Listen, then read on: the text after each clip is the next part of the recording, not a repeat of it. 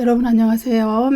지금은 사도 요한의 환상 속에서 나타나신 그리스도께서 소아시아 7교회에 보낸 그 서신 메시지에 대해서 공부를 하고 있습니다. 이번 시간은 그 두 번째 시간으로서 서머나 교회에 보내는 그리스도의 메시지에 대해서 공부를 하도록 하겠습니다. 먼저 2장 8절 말씀을 읽어보겠습니다. 서머나 교회의 사자에게 편지하라. 처음이며 마지막이요 죽었다가 살아나시니가 이르시되. 에베소처럼 서머나는 아주 그 소아시아 지역의 황제 숭배의 그 중심 지역이었어요. 그래서 이제 다른 도시들처럼 그 황제 숭배와 더불어서 또 이교도의 신들에게 제사하는 우상 숭배도 아주 성행했던 그런 도시였습니다.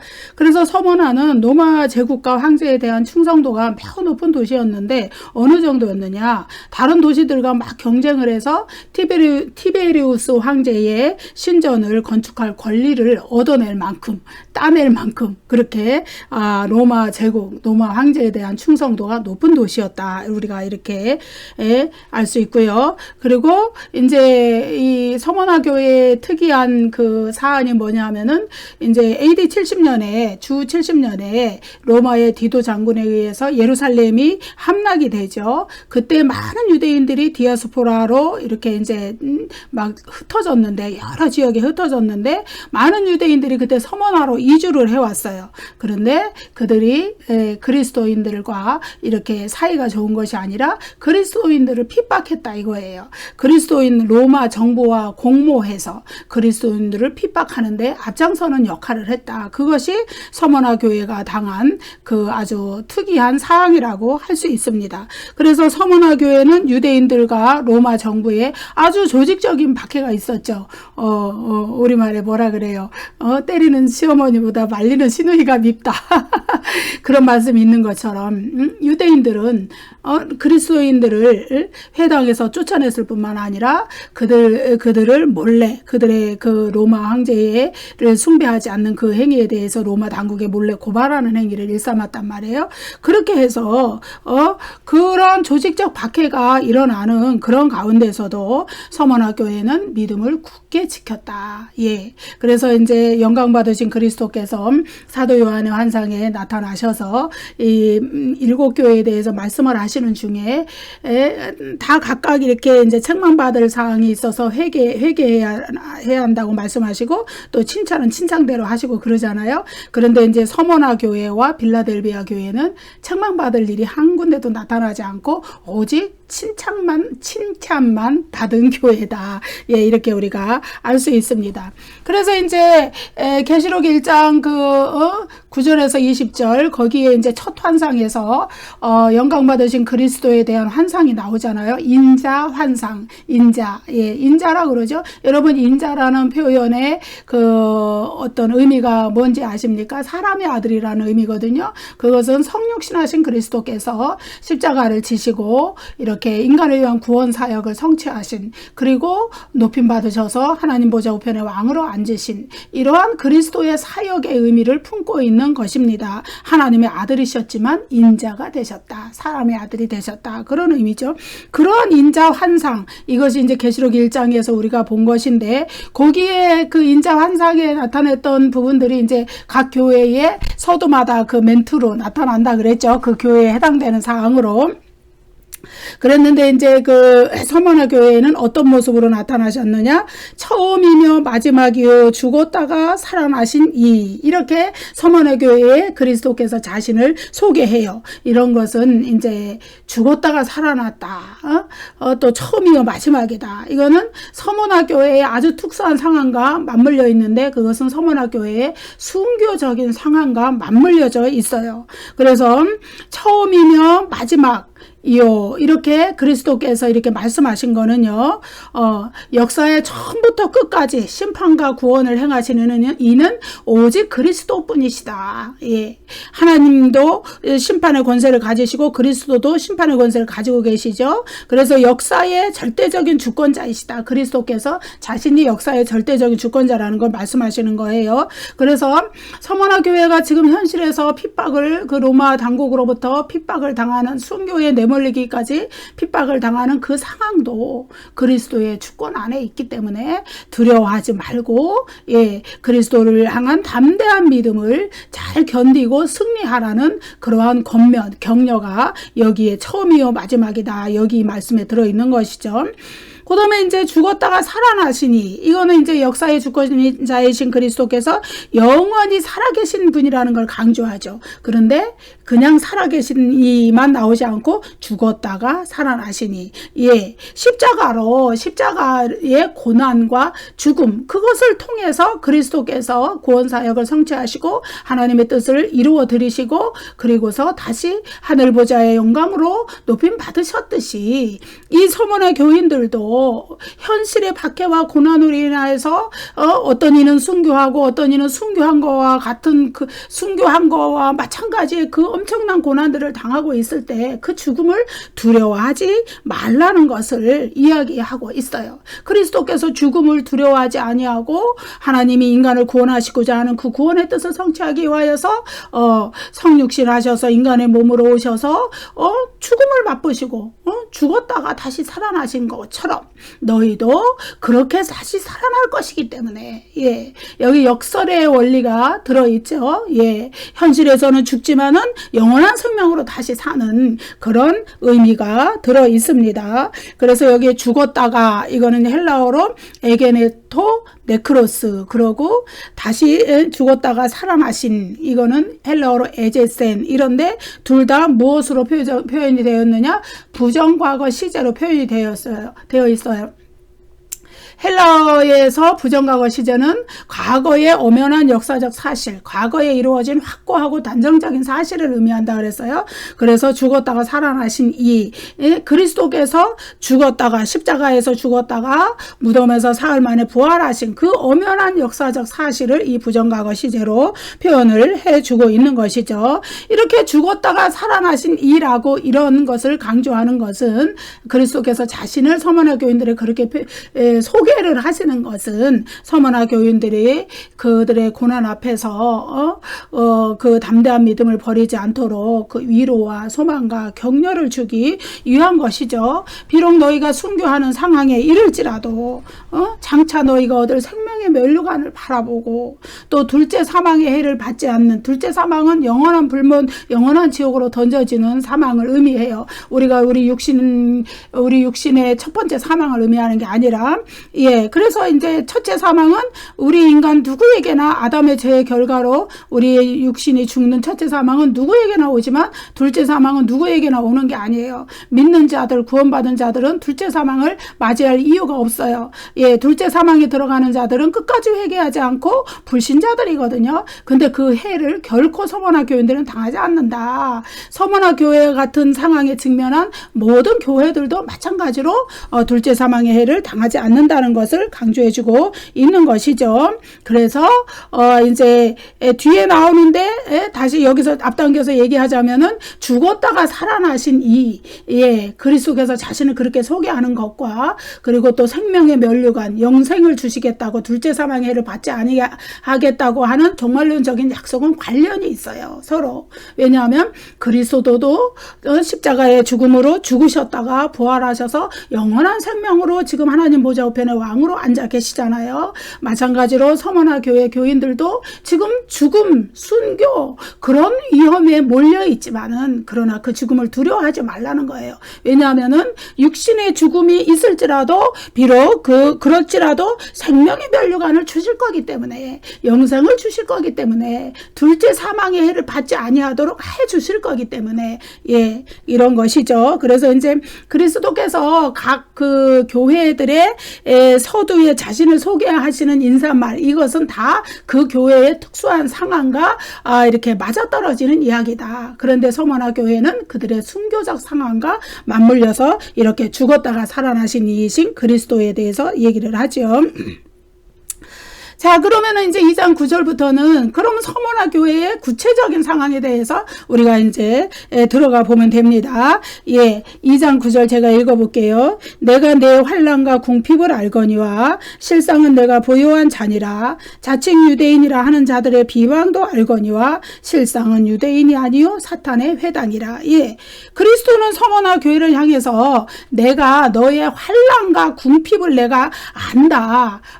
그 형편을 다 하신다 이거예요. 그렇지만은 실상 너희는 부요한 자다. 이렇게 말씀을 하시는 거예요. 여기 안다, 알거니와 이건 이제 에베소 교회에서도 그 초면에 나왔었죠. 오이다라는 헬라어예요. 그리스도께서 그 신적인 통찰력으로 그들의 모든 형편과 사정을 꿰뚫어 보시고 다 하신다는 이야기예요. 예, 예. 여기서 이제 환난, 내 환난과 궁핍을 안다 그랬죠. 환난은 이제 로마 정치 권력으로부터의 정치적 박해죠. 목숨을 빼앗기기까지 하는 그런 순교하기까지 만드는 그 정치적 박해, 그런 것을 의미하죠. 압박과 박해. 그 다음에 이제 궁핍, 이것은 이제 실질적으로 겪는 물질적 가난을 이야기해요. 서머나 교인들은요, 그리스도에 대한 신실한 믿음을 지키기 위하여서 로마의 제국주의 정책, 그것이 뭐지요? 황제 숭배와 이교도 숭배예요. 거기에 그 저항을 했어요. 그 결과로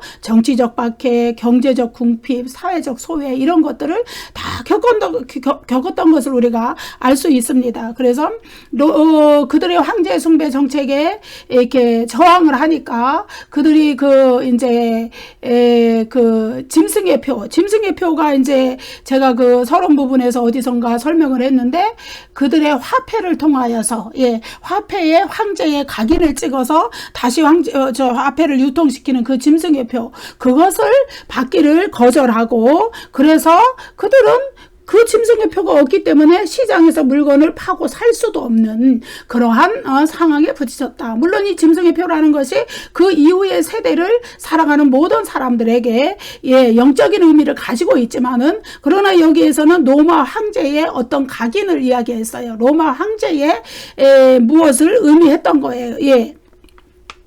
그래서 사실 그들이 당시에 이제 그 소아시아 지역의 그 사람들은 다 황제의 신전을 중심으로 은행도 거기에 있고 환전소도 거기에 있고 매매도 거기서 이루어지고 이런 상황에 있었어요.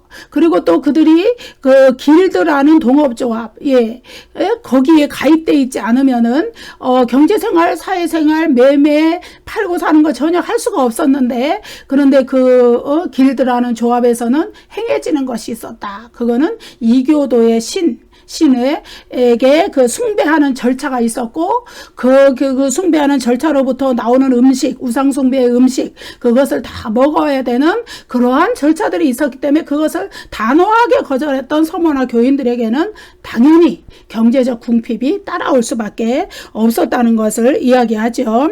그래서 그리스도는 서머나 교회를 향해서 또 이렇게 말씀하시죠. 자칭 유대인이라 하는 자들의 비방도 알거니와 실상은 유대인이 아니요 사탄의 회당이라. 예, 자칭 유대인이다. 자기네들은 유대인이라고 하는데 표면적으로는 겉으로 보면 유대인이 맞죠. 유대민족 중에서 유대인들인데, 그런데 그리스도께서 보시기에는 그들은 순수한 하나님의 백성 유대인이 아니라 사탄의 회당이다 이거예요. 예. 그리스도께서 그들을 아주 엄청 비판하시는 것을 알 수 있죠. 그래서 그 서머나에는 상당히 규모가 크고 왕성한 활동을 하는 유대인 공동체 조직이 있었어요. 그들이 조직적으로 로마 정부로부터 보호를 받기를 원하고 로마 정부가 좋아하는 일을 행하고, 그래서 그들과 적극적인 관계를 맺고 세금도 많이 내고 이렇게 하면서 황제 숭배를 면제받고 그리고서는 자기네들의 그 미워하는 대상인 그리스도인들을 이렇게 고발하는, 로마 당국에 고발하는 그런 일들, 악의적인 반대와 고발이 성행을 했던 거예요. 그래서 그들을 가리켜서 그리스도께서는 실상은 유대인이 아니요 사탄의 회당이다. 이렇게 말씀하시죠. 그들을 정죄하시는 것이죠. 여러분, 그들이 누군가요? 그리스도를 구약의 선지자들을 통하여서 그렇게 오랜 세월 동안 메시아를 예언해 왔는데 그분이 바로 예수 그리스도이신데 자기 땅에 오신 그리스도 메시아를 알아보지 못하고 그리스도를 박해하고 그리스도를 십자가에 못 박아 죽게 한 그 앞장선 그 지도자들 유대인들 그들이잖아요. 그들을 사탄의 회당이라고 그러시는 거예요. 예, 그 유대인들이 지금은 서머나 교회에 서머나 지역에 와서 서머나 교인들을 그와 같이 또한 핍박하고 있다는 것을 이야기하는 것이죠. 그들은 자칭 유대인이라고 그러지만 유대인 하면 하나님의 백성이죠. 선민 이스라엘. 그렇지만은 사실은 내면적으로 실질적으로 영적으로 그들을 들여다보면은 하나님의 그 자녀들 하나님의 백성들을 핍박하는 그러한 사탄의 도구로밖에 쓰임받지 못했다. 예, 그런 얘기를 하는 것이죠. 2장 10절 말씀 보겠습니다. 너는 장차 받을 고난을 두려워하지 말라. 볼지어다 마귀가 장차 너희 가운데에서 몇 사람을 옥에 던져 시험을 받게 하리니 너희가 10일 동안 환난을 받으리라. 내가 죽도록 충성하라. 그래야만 내가 생명의 관을 내게 주리라.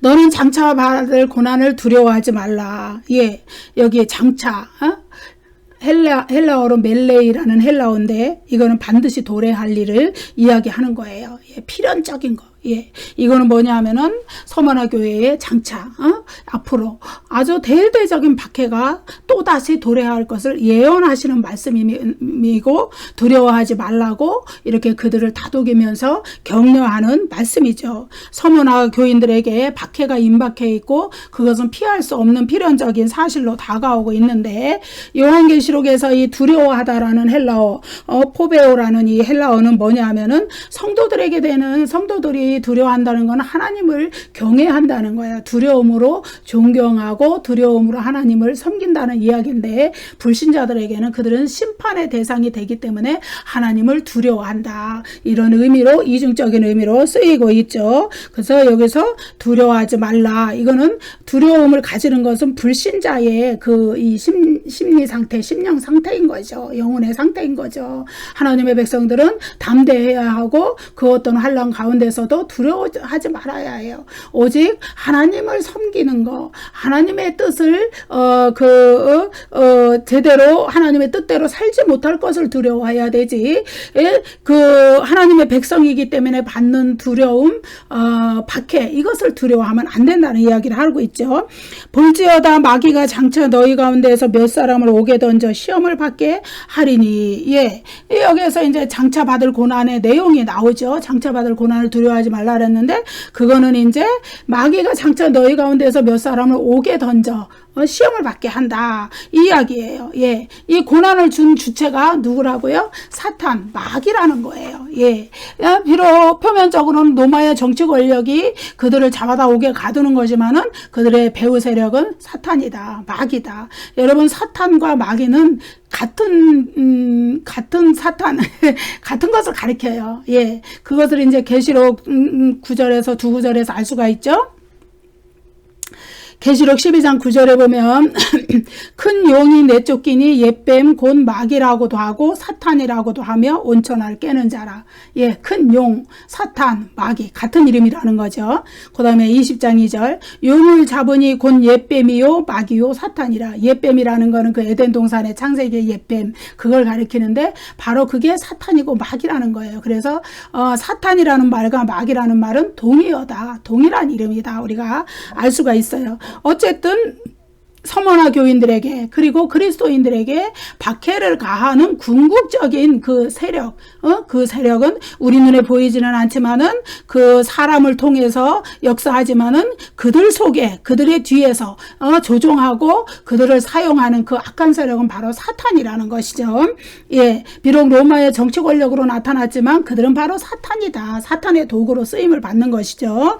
예, 옥에 던져진다는 것은 이제 재판받고 처형받는 그날을 기다리기 위해 구금돼서 갇혀있는 것을 의미하는 것이죠. 그래서 서머나 교인들은 실제로 순교를 당하고 사형을 당하는 그날들을 기다리는 그러한 박해를 많이 당하고 있었다. 예, 여기서 시험한다는 단어가 나오죠. 옥에 던져 시험을 받게 하리니, 시험한다라는 단어는요, 두 가지 의미로 생각할 수가 있어요. 하나는 사탄이 성도들을 타락시키고 유혹해서 믿음을 빼앗기 위해서 시험한다는 의미예요. 그리고 또 하나는 하나님이 그 시험을 통해서 그 사람을 영적으로 단련시키고 성장시킨다는 의미를 함께 가지고 있습니다. 너희가 10일 동안 환난을 받으리라. 10일 동안, 10일. 이거는 이제 환난의 기간이 제한되어 있다는 것이에요.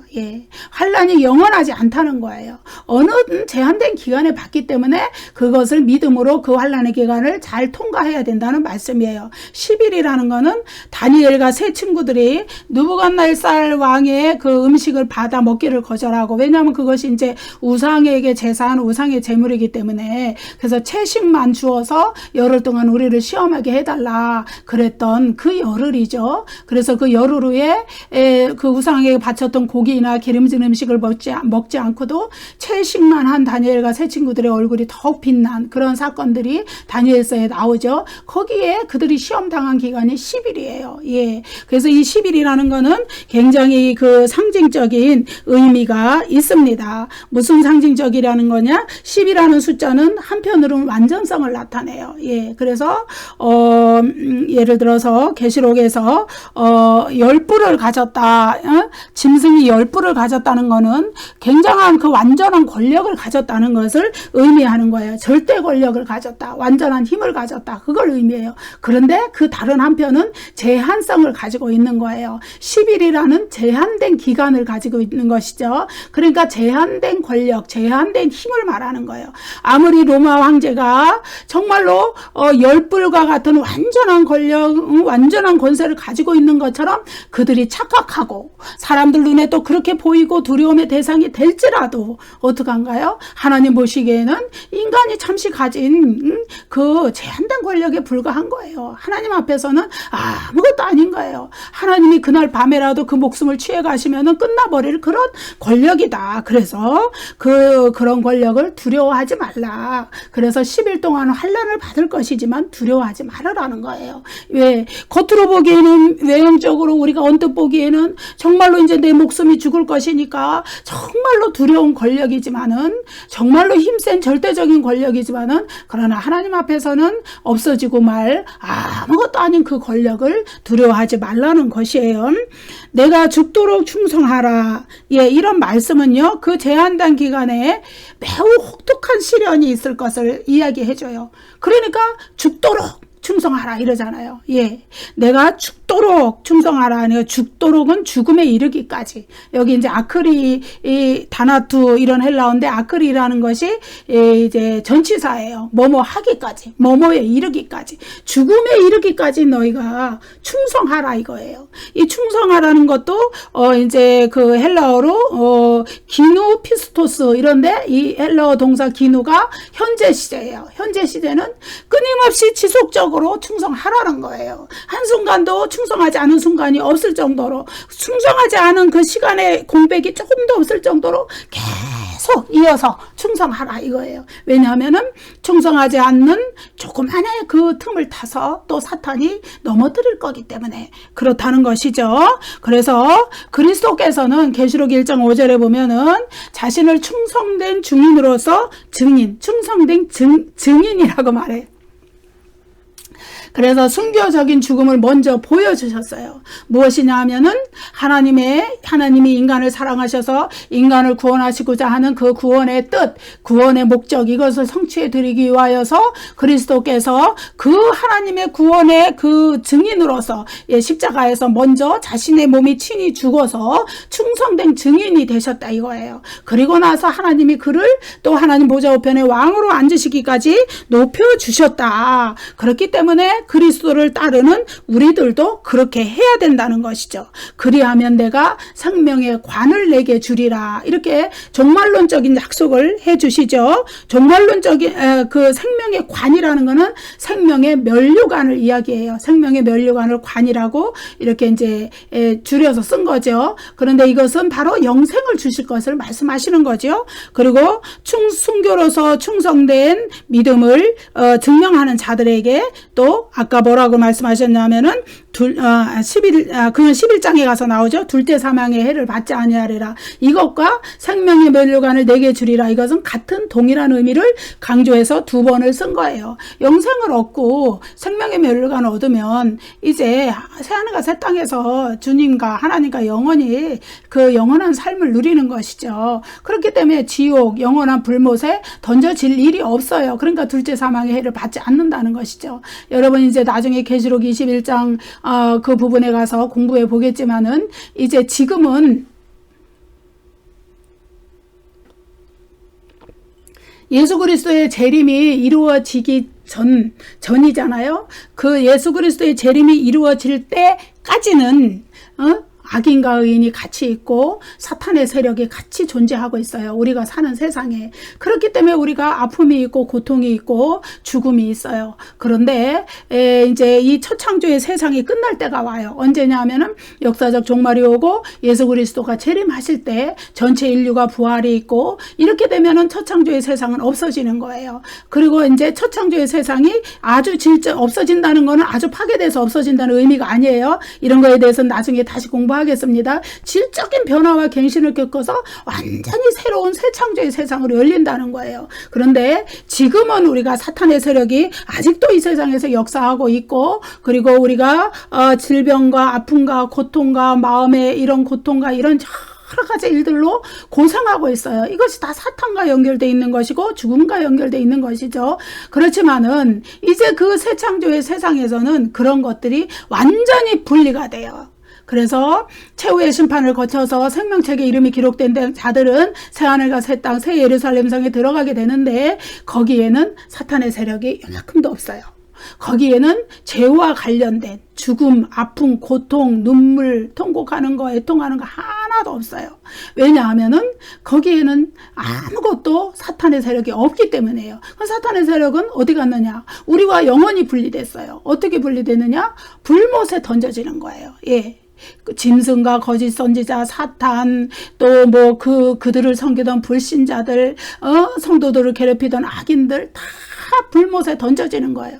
그래서 새하늘과 새 땅은 영원히 성도들만이 하나님을 믿는 하나님의 자녀들만이 거하는 그런 영원한 세상이기 때문에 생명의 면류관을 받은 자들은 거기서 영생을 누리는 거예요. 그러니까 그들은 둘째 사망의 해를 절대로 받지 않는 것이죠. 불못에 던져지는 일이 없기 때문에 생명책의 이름이 기록되지 않은 자들만 가는 곳이 불못이기 때문에 그렇습니다.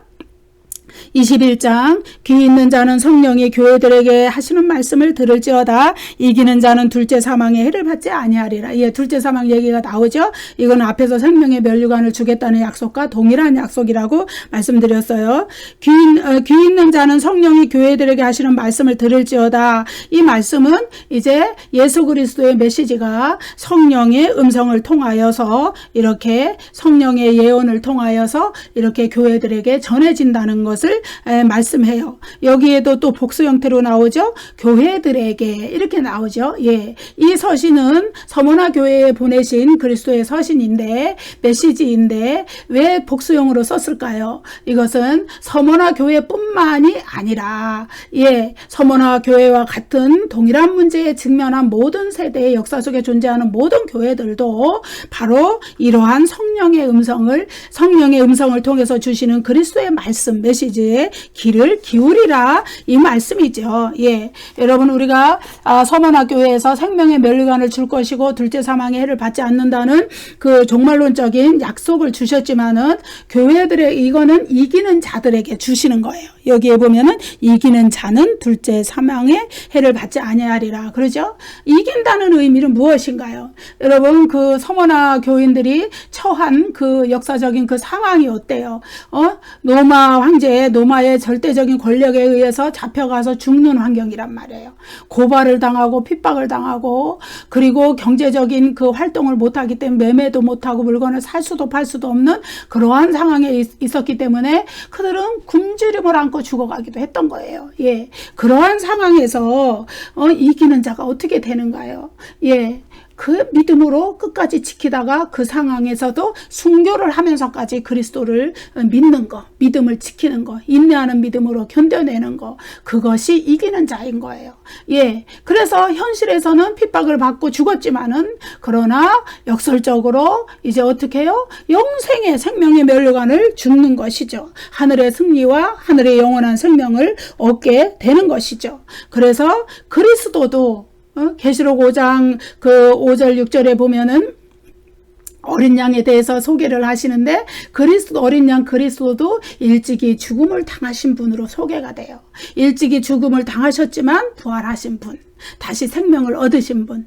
예, 이런 역설적인 신앙의 승리가 바로 이 서머나 교회에 주시는 이 그 종말론적인 약속 안에 포함이 돼 있다는 거예요. 예, 현실의 어떠한 환난 가운데서도 심지어 순교까지도 각오하면서 그러면서도 믿음을 끝까지 충성된 증인으로서 지켜내는 자, 그 자에게는 하나님께서 영원한 생명의 멸류관을 주시고 둘째 사망의 해를 받지 않는, 둘째 사망을 겪지 않고 부활의 새 생명을 얻어서 영원히 새하늘과 새 땅에서 살 수 있는 그러한 은혜를 주시겠다는 그러한 종말론적인 약속을 해 주시죠. 바로 이런 것들이 계시록 21장 22장에서 다 성취가 되는 것입니다. 예, 여러분 서머나 교회에 아주 그 유명한 감독 한 분이 계시죠. 폴리갑이라는 분이에요. 예, 어떻게 보면 기독교의 역사는 순교의 역사라고 할 수 있어요. 초대교회에 기독교의 믿음을 지키기 위해서 얼마나 많은 분들이 순교를 했는지 모르고 그 순교의 피 위에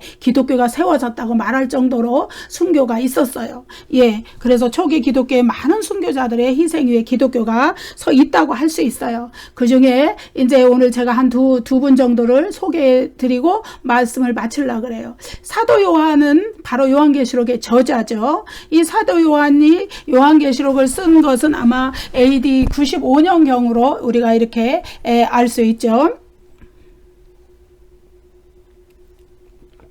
그런데 그 사도 요한에게 두 명의 유명한 제자가 있었어요. 한 분은 이그나티우스라는 분이고 한 분은 폴리갑이에요. 예, 이그나티우스라는 분은 AD 108년에 트라얀 황제 때 로마로 압송돼서 원형 극장에서 짐승에게 찢겨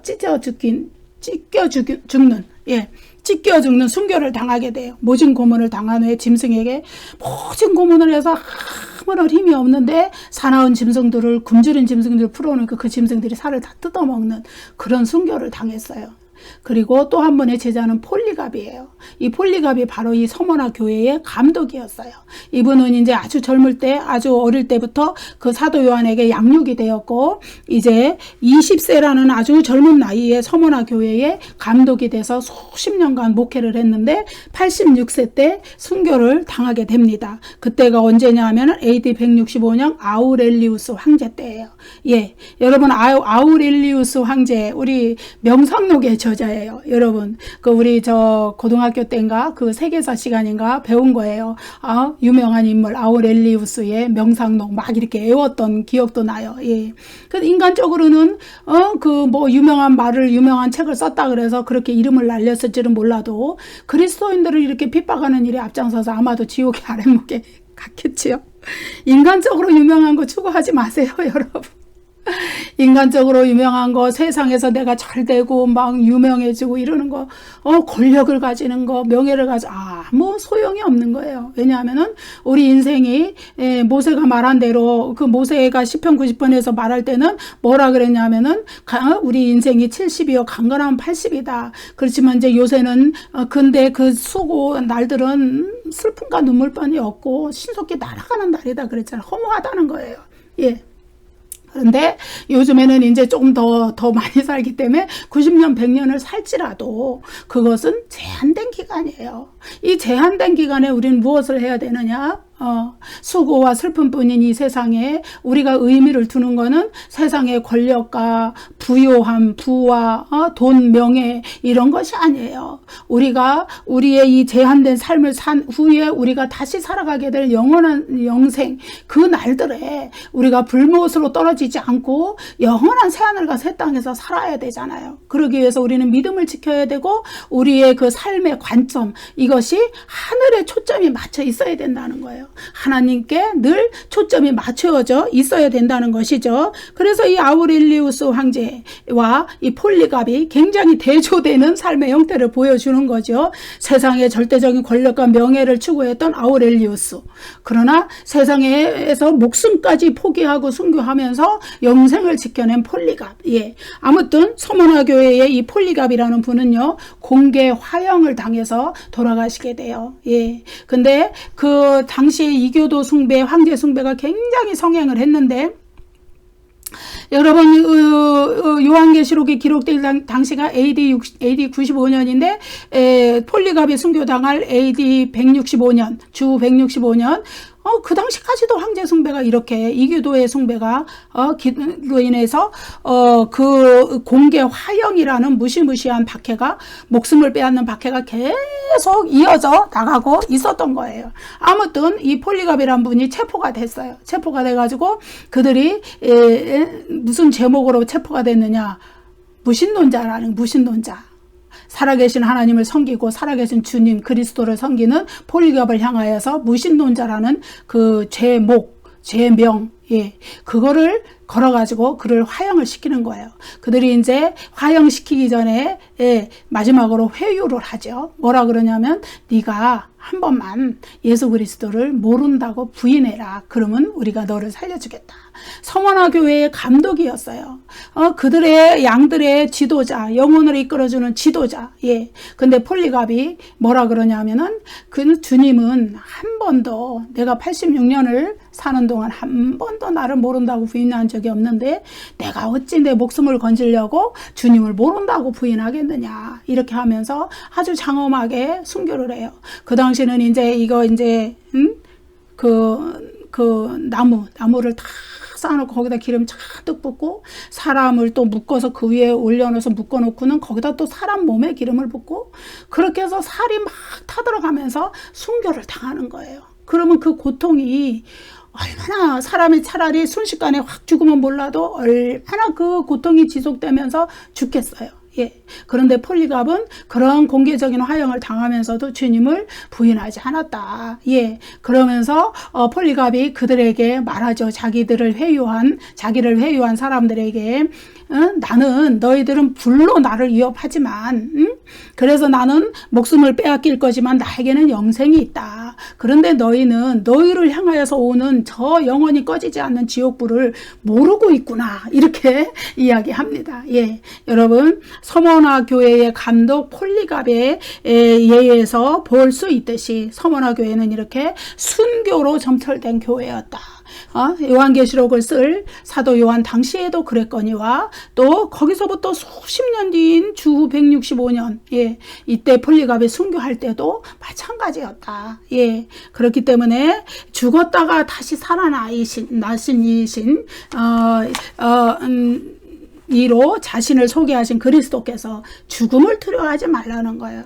순교를 두려워하지 말라는 거예요.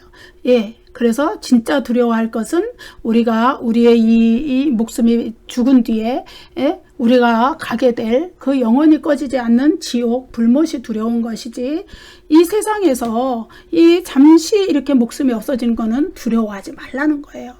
어차피 우리는 주님이 재림하시면은 다시 부활할 것이에요.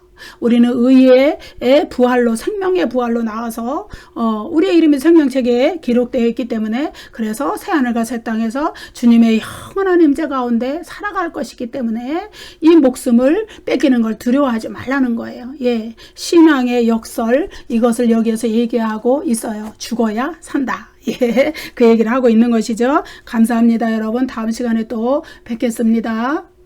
구독과 좋아요를 많이 눌러주세요.